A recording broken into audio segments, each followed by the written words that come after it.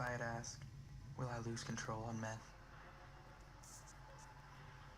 Can meth really make you violent? Or if I had asked, will meth make me steal from my own family? I wouldn't be asking my brother. Where's your money? Where is it?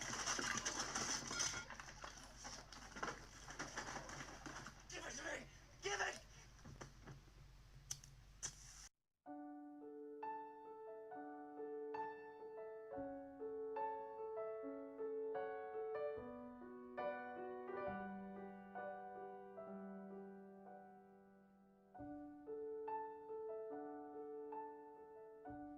White lips, pale face, breathing in the snowflakes, but love's out. Stupid meth was the one that just set everything out of control.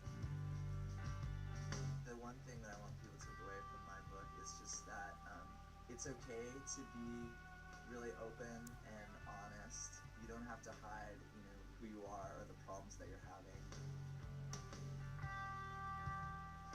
In a way, I suppose my message is the same as Nick's. It's about openness, and it's about the relief in understanding that we are all suffering in some ways. To kind of give the crib notes of what you went through, the buying and the selling drugs, the stealing to get the money for drugs, doing other things to get the money for drugs, nearly dying, having an infection from a bad needle that nearly cost you your arm.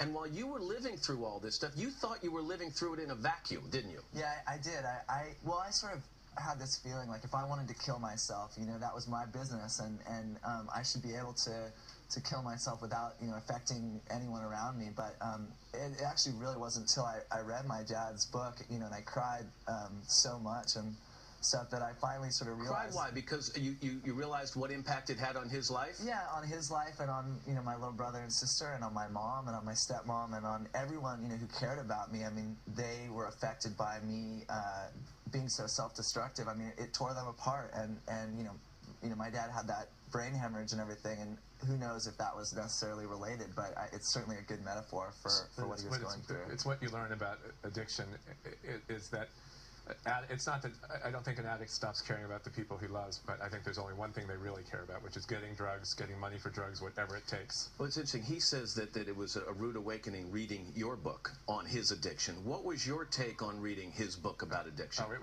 was a rude awakening for me too. I imagined terrible things happening to my son when he was on the streets, when I didn't know where he was. At the time? At the time, but when I read his book, things were so much worse. It's what every shocked you parent's the nightmare. most?